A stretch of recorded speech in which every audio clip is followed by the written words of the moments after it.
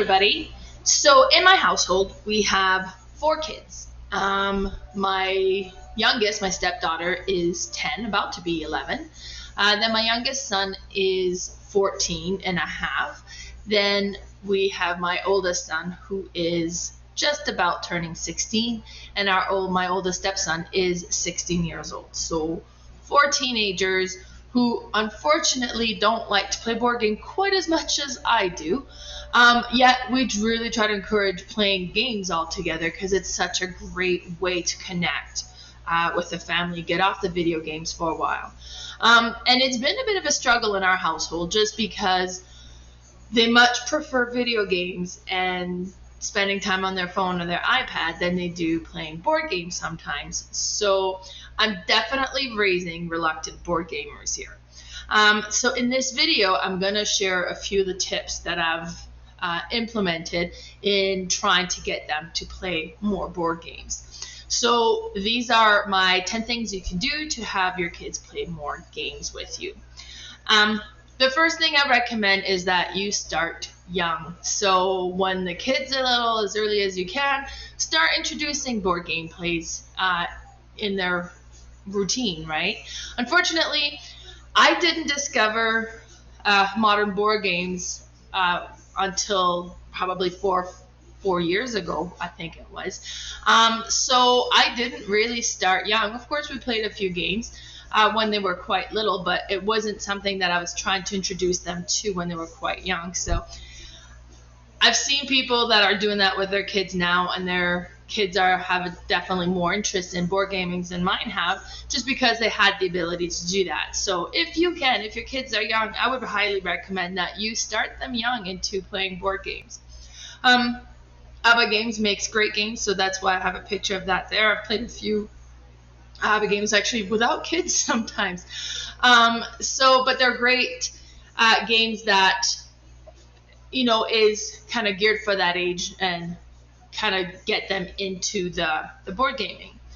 The second thing I would recommend, mostly if you start young, is to avoid boring games. And I don't mean boring for the kids, although that's important too. I mean boring for the adults. Part of the reason that my kids don't play tons of board game is because we got Candyland, and I hated it. Honestly, I hated Candyland. It was the most boring activity to do with my children when they were growing up. So every once in a while we would play it, and then they would, and then I avoided playing it. So that's kind of stifling their interest into board games if the adult playing with them is not enjoying the activity as well. So that's why my number 2 is, as much as possible, avoid the boring games. Number 3 is avoid crushing defeat. My youngest, most of all, hated losing. And although I'm not a believer of letting them win just for the sake of winning, I don't normally try as hard to crush them when playing board games, mostly when they're first starting out or trying out a new game. Nothing will make you dislike playing board games as much as losing all the time. And keep in mind, the goal is not to win here. The goal is to spend some quality time with your children. So don't try as hard. Or kind of help them along. This is where playing co-op game helps a lot. I know that's what we did with my youngest. Castle Panic was a great game that we played, and actually this was one of the games that he started pulling out himself and play when I wasn't even around. Him and his brother would play Castle Panic just because they liked it so much. So that's my number 3 tip. Number 4 is snacks. And it's almost like bribing them to the table, I'm going to admit. And we'll do, okay, so we're going to make nachos tonight for everybody who wants to play board games. And then we'll make some sort of special snacks that kind of entices them to come to the table and, okay, fine, we'll come play board games so we can, enjoy these snacks. And it got to be kind of expected. It's like, oh, let's play board games. Like, oh, okay, then what we're having for snacks? Like it just dresses up the event. It makes it that much more special, that much more enjoyable. If you are concerned about food or drink around your table, I guess that's up to you. You can have a little TV tray next to the table so the drinks and the snacks aren't directly on the table. I personally, myself, has always allowed snacks and drinks at my gaming table, mainly because for me it's about the social interaction, and food is very much part of that. But yeah, figure out a way, or kind of select snacks that works for you. But I mean, make it interesting snacks. If I put carrot sticks, that's probably not going to lure them quite as strongly as Twizzlers maybe. Number 5 is let them pick the game. And this is one that I struggled with. I mean, I have 300 board games, great games that I think some would like, that they would enjoy. Some probably are much too much of a game for them, but for me to always, oh no, let's not play this, let's try this one this time. You got to make sure that you let them pick the game. Because of that, we play a lot of Uno. We play a lot of Love Letters, and we've played tons and tons of Gyrating Hamsters. But those games are okay. I mean, Uno is probably the lowest on my list, but it's not just about me. It's about them enjoying the activity as well. So let them pick the game, not all the time, but make sure that they have a turn to kind of select what they would like to play. Number 6, kind of going along with that, is select themes, games that have themes that would interest them.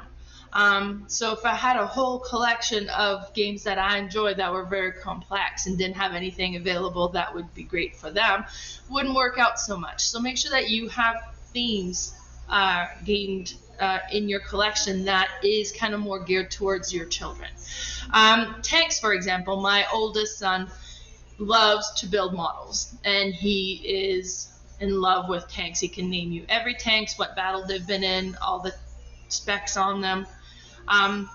So when I came across this game, which is a game that comes with a few little models that you put together and then you battle them, but it's an actual game. You have the dice, you have cards that you can upgrade your tanks, and the equipment that you get, and the people that are running it.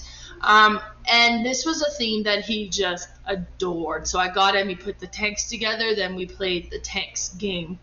And it's not a battle when it's something that they enjoy and a theme that interests them as well. So because of that, we also have a lot of racing games. So it's just, most of my kids are boys, right? So that kind of interests them more. Number 7, I would introduce supper time games. So supper time is a time where the whole family comes together at the table.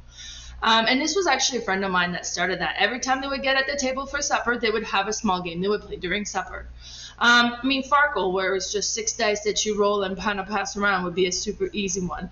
One that we've done a lot is 5 cucumbers. This was also one we would bring when we go to a restaurant while we wait for our food to come. And one thing that I've noticed by doing that was really interesting is normally we would have supper, they'd finish supper, they'd clear the table, and they'd be gone. Back to the video games and computer games and so on. But when we played a game at supper time, they would, eat, but then they'd stick around until the game was over. And it wasn't like we had to tell them to stay, they just did.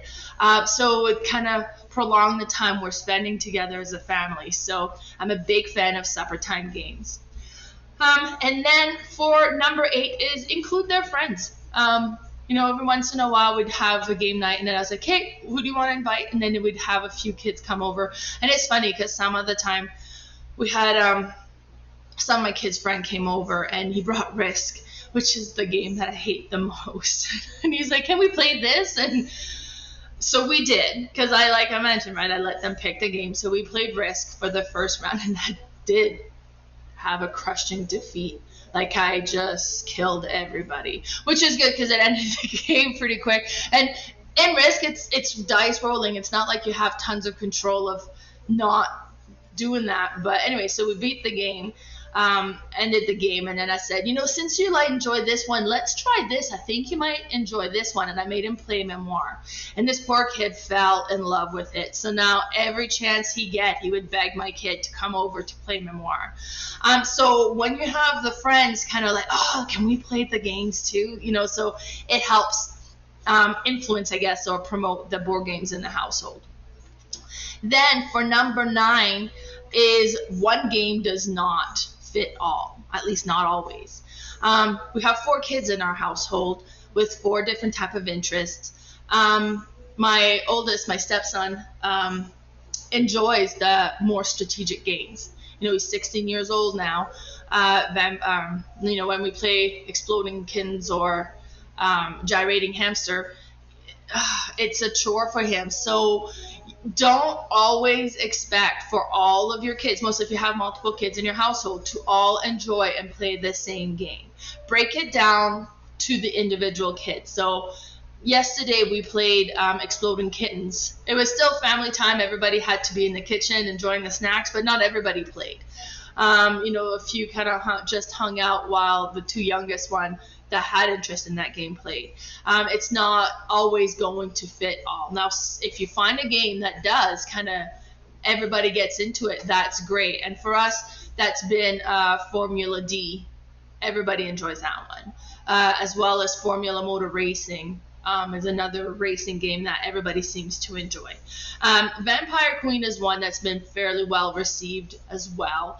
5 Cucumbers. It seems like the smaller games are easier to please everybody, but that's my number 9 is don't force a game to fit everybody.